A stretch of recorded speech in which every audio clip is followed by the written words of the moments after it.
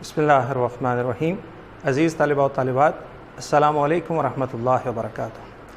اسلامیات لازمی کے حوالے سے آج ہم لیکچر نمبر 5 کو دیکھیں گے، اور آج کا ہمارا جو لیکچر ہے اس کا عنوان ہے شرک اور اس کی مذمت۔ سب سے پہلی بات، شرک جو ہے اس کے پس منظر کو جاننا ضروری ہے کہ اس کا اصل میں بیک گراؤنڈ کیا ہے۔ تو آپ جانتے ہیں کہ سب سے پہلے انسان جو اس دنیا میں بھیجے گئے وہ حضرت آدم علیہ السلام ہیں، اور حضرت آدم علیہ السلام نہ صرف اللہ تعالیٰ کے ایک بندے تھے بلکہ وہ اللہ تعالیٰ کے نبی بھی تھے، یعنی اللہ تعالیٰ کا سچا پیغام اپنی اولاد تک پہنچانے کے لیے بھی بھیجے گئے تھے۔ حضرت آدم علیہ السلام عقیدہ توحید کے ماننے والے تھے، اور انہوں نے اپنی اولاد کو بھی اسی عقیدے کی تعلیم دی، لیکن جیسے جیسے انسانی آبادی میں اضافہ ہوتا گیا اور ان کی اولاد مختلف علاقوں میں بسنے لگی تو ان کی اولاد کے اندر نظریات بھی بگڑنے لگے، اور لوگوں نے سچے خدا کو چھوڑ کر دیگر معبود بنا لیے۔ جس چیز سے خوفزدہ ہوئے اس کو اپنا معبود سمجھنے لگے، جس چیز کو نفع بخش سمجھا اس کو بھی اپنا دیوتا سمجھ لیا۔ آپ جانتے ہیں گائے کی پوجا کی جاتی ہے، اور گائے کی پوجا بھی اسی وجہ سے کی جاتی ہے کہ لوگ اس کو نفع بخش سمجھتے ہیں اور یہ سمجھتے ہیں کہ شاید یہ دیوتا ہے، نعوذ باللہ۔ اسی طرح آپ جانتے ہیں کہ سمندر، آندھیوں اور آگ وغیرہ کے دیوتا بھی بہت سارے مشرک قوموں کے اندر موجود رہے ہیں، اور اس کی وجہ خوف اور ڈر ہے۔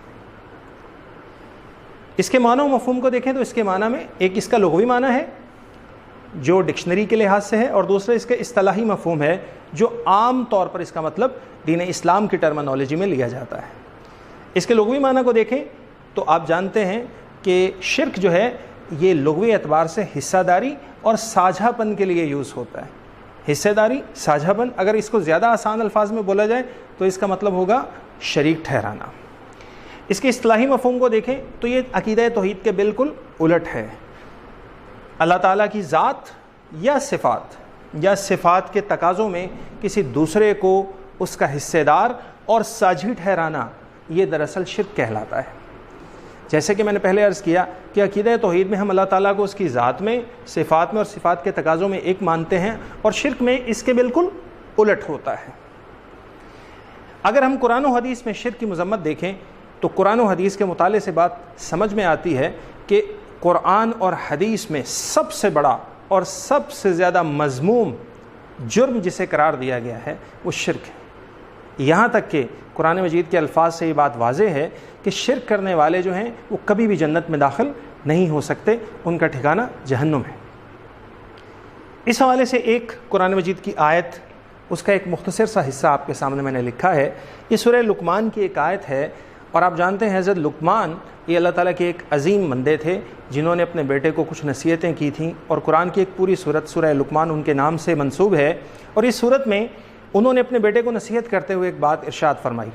آپ نے فرمایا، یا بنی لا تشرک باللہ ان الشرک لظلم عظیم، اے میرے پیارے بیٹے اللہ کے ساتھ شرک نہ کرنا، کچھ بھی شرک نہ کرنا۔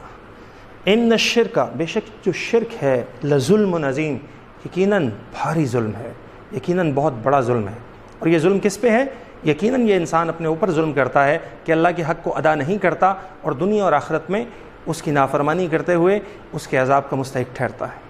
حدیث کے اندر اگر دیکھیں تو اللہ کے نبی علیہ الصلاۃ والسلام نے اپنے ایک بہت ہی پیارے صحابی حضرت معاذ رضی اللہ تعالیٰ عنہ کو حکم دیا، لا تشرک باللہ شیئا وَإِن قُتِّلْتَ أَوْ حُرِّقْتَ، اے معاذ اللہ کے ساتھ شرک نہ کرنا، کچھ بھی شرک نہ کرنا، چاہے تمہیں قتل کر دیا جائے اور چاہے تمہیں جلا کر راکھ کر دیا جائے۔